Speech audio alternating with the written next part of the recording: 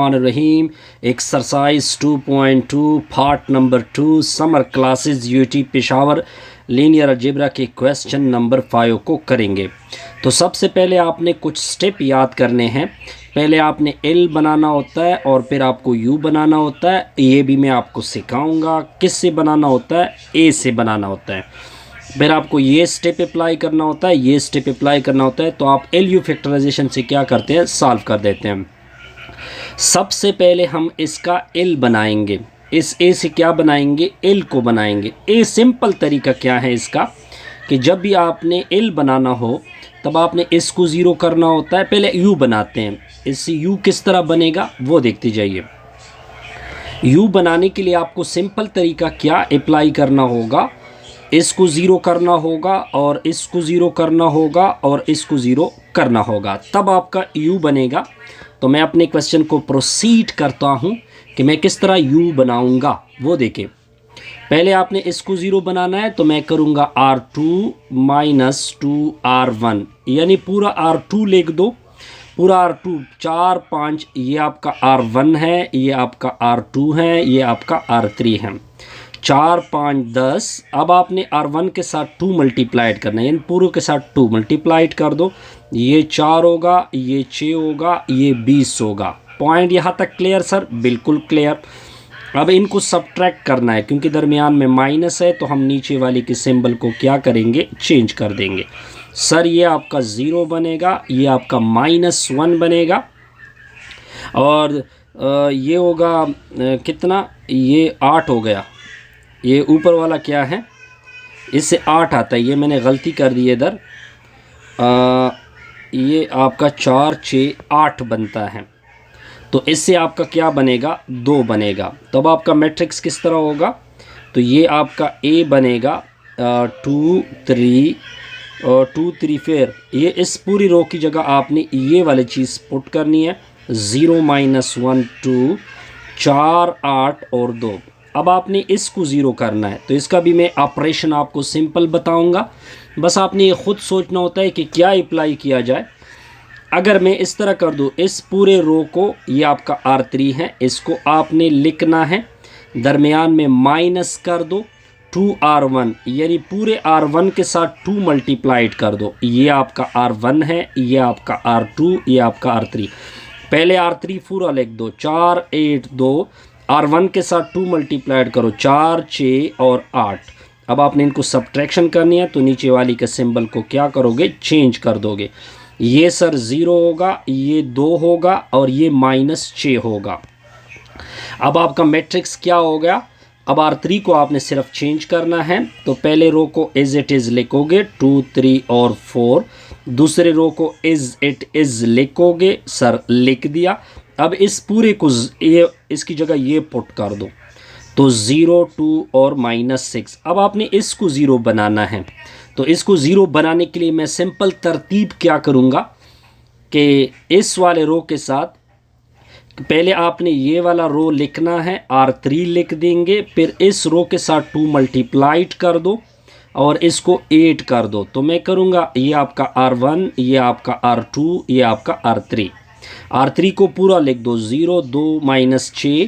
पहले 2 मल्टीप्लाइड करो, 0 -2 और 4 होगा। अब चूँकि 8 करना है, सिंबल को नहीं छेड़ना है। 0 + 0 2 -2 0 -6 = 4, इससे -2 निकला। तो अब आपका मैट्रिक्स कुछ इस तरह से आएगा, 2 3 4 होगा, 0 -1 2 होगा, 0 0 -2 होगा। अब ये वाला जो मैट्रिक्स बना, ये आपका यू बना। क्या बना, ये आपका यू बना। तो आपका यू क्या हो जाएगा, 2 3 4 0 -1 2 0 0 -2। अब आपने जब यू बना लिया, अब इसी मैट्रिक्स से ए भी एल भी बनाना है। तो दोबारा हम अपना मैट्रिक्स ए लेंगे। हमारा मैट्रिक्स ए किसके बराबर था, हमारा मैट्रिक्स ए था 2 3 4 4 5 10 था, 4 8 और 2 था। अब इससे एल बनाते हैं। एल बनाने के लिए आपने करना क्या क्या होता है, इधर 0 कर दो, इधर 0 कर दो, इधर क्या कर दो, 0 कर दो, बस फिर आपका एल बनेगा इससे। तो पहले क्या करते हैं सर, सिंपल तरतीब बनाते हैं इसको 0 करते हैं जी। तो इसके लिए आप ऑपरेशन फिर खुद ढूंढे, मैं इसका डायरेक्ट रिज़ल्ट निकालूंगा। इससे जब मैं एल बनाऊंगा तो मैंने तरतीब आपको बता दी, SC0 जिस तरह के ऊपर यू के लिए किया वैसा आपने करना है। तो आपका ये हो जाएगा 210, क्योंकि टाइम भी कम है और आपको मैंने कोर्स भी कवर करना है जी। तो अब आपका ये क्या बना, एल बना। अब आपने सेकंड स्टेप को आपने देखना होता है। ये आपका सेकंड स्टेप क्या होता है, सेकंड स्टेप आपने ये लिखना होता है कि L Y is equal to B लिखना होता है, सिंपल बी। अब आपने एल की वैल्यू भी निकाली है, एल की ये वाली वैल्यू प्लग कर दोगे 1 0 0 2 1 और 0 2 -2 1, साथ में वाई अपनी तरफ से चूज़ करोगे y1 y2 और y3, ठीक है जी। y1 y2 और y3 इक्वल टू में बी का मतलब 6 16 और क्या था, आई थिंक मैं इसको देख लूँ कि मैं गलत तो नहीं कर रहा हूँ। आई थिंक 6 16 -2 था कि +2 था, I am not sure, but मैं रीचेक कर देता हूँ बॉक्स से। 6 16 2 बिल्कुल ठीक हो गया। अब फर्स्ट रो फर्स्ट कॉलम के साथ मल्टीप्लाइड होगा तो y1 आ जाएगा, ठीक है जी। इसको इक्वल करोगे, इससे y1 की वैल्यू आ गई। अब सेकेंड रो फर्स्ट कॉलम के साथ मल्टीप्लाइड होगा तो 2y1 plus y2 is equal to 16। y1 की 2 वाली वैल्यू पुट कर दोगे प्लस y2 इक्वल टू 16। 2 × 12 होता है, 12 को उधर शिफ्ट कर दोगे तो 12 को मैं अगर इधर शिफ्ट कर दूँ 16 में से 12 सब्ट्रैक्ट होगा तो y2 की वैल्यू क्या होगी, 4 होगी, 4। अब आपने क्या करना है, इस रो को इस कॉलम के साथ मल्टीप्लाइड करोगे तो 2y1 minus 2y2 plus y3 equal to में क्या आएगा, 2 आएगा। अब आपने 2y1 की वैल्यू 6 पुट करनी है, माइनस 2 इंटू y2 की value 4, y3 is equal to 2। अब ये 12 होगा, 12 में से 8 निकाल दोगे तो 4 बनेगा, प्लस y3 इक्वल टू 2 आएगा। इसको उधर शिफ्ट कर दोगे तो y3 इक्वल टू 2 में से 4 को क्या करना है, आपने सब्ट्रैक्ट करना है। 2 में से 4 को सब्ट्रैक्ट कर दोगे तो -2 आएगा। अब आपका y आपका सिंपल तरीके से निकल चुका है। y1 यानी आपका y1 की वैल्यू 6 4 और -2 निकली है, ठीक हो गया यहाँ तक। अब आपने थर्ड स्टेप को अप्लाई करना होगा, पर ये सारे स्टेप है, बस मैं स्टेप आपको दोहराता जाऊँगा। थर्ड स्टेप क्या होता है, u ऑफ x को बराबर करेंगे y के। अब आपका x किसके बराबर होगा, x1 x2 और x3। ये जो y हैं इसकी वैल्यू तो हमने निकाली है, 6 4 और -2। u आपको मैंने ऊपर दिखाया था, तो अब आपने क्या करना है, u की वैल्यू को पुट करना है।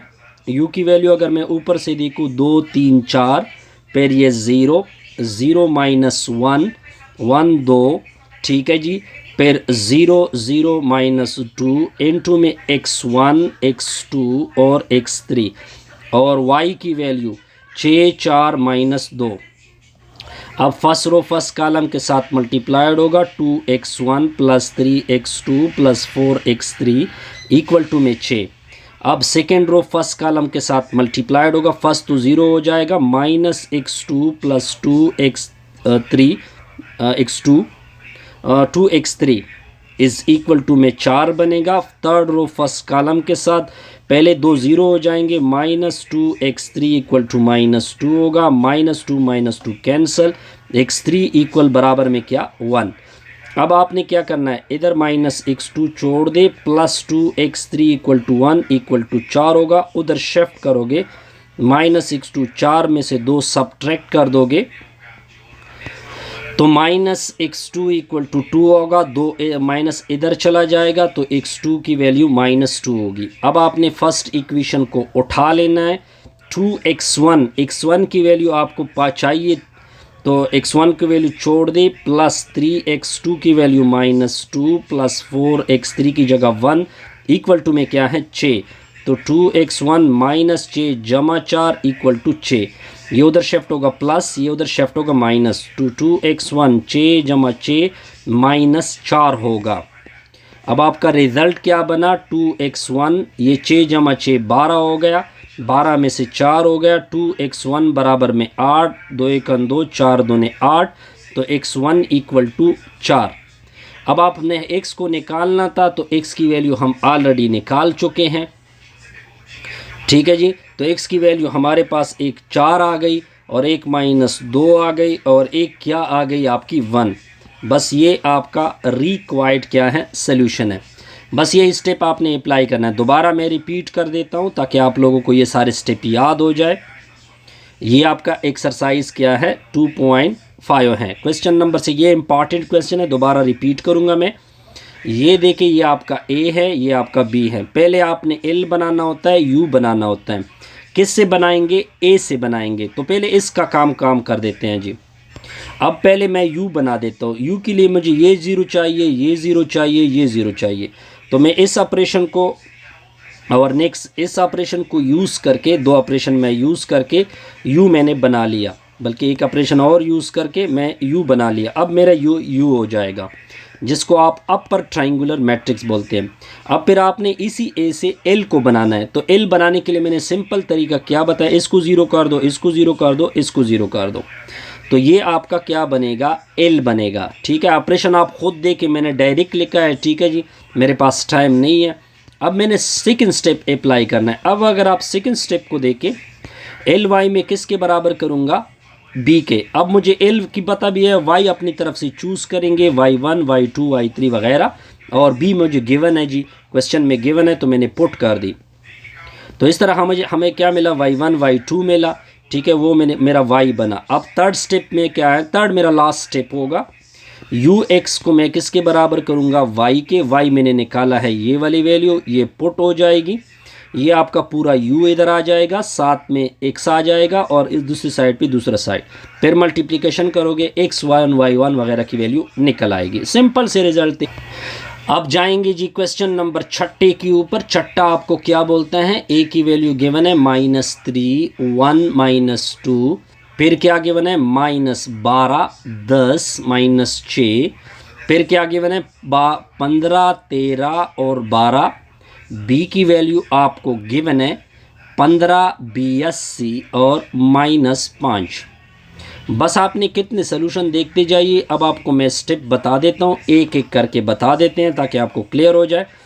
पहले आपने एल बनाना होता है, यू बनाना होता है। किस से बनाएंगे? ए से बनाएंगे। ठीक हो गया जी, ये पॉइंट तो आपको क्लियर हो गया।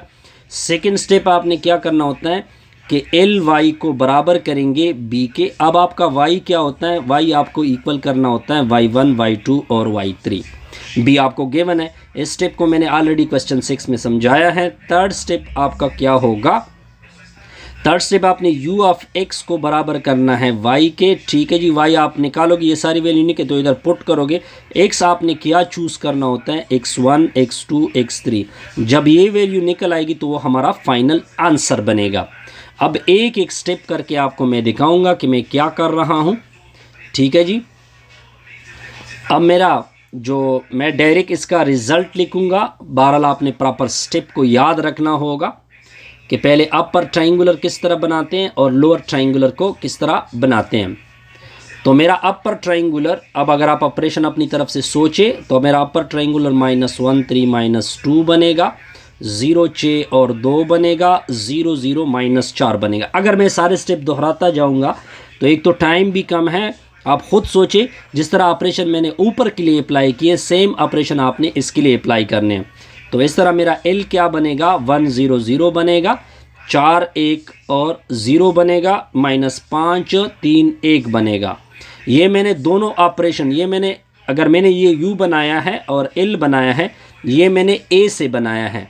ऊपर आपको जो ए गिवन है उससे मैंने बनाया है। वो ऑपरेशन आप खुद सोचिए कि ऑपरेशन क्या यूज़ करें।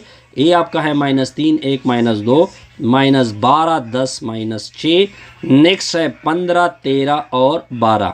इससे बना सकते हैं जो ऑपरेशन आप नॉर्मली करते हैं। ठीक है जी, तो अब सेकंड स्टेप आपका क्या होगा? S2 जिसे मैं लिख देता हूँ।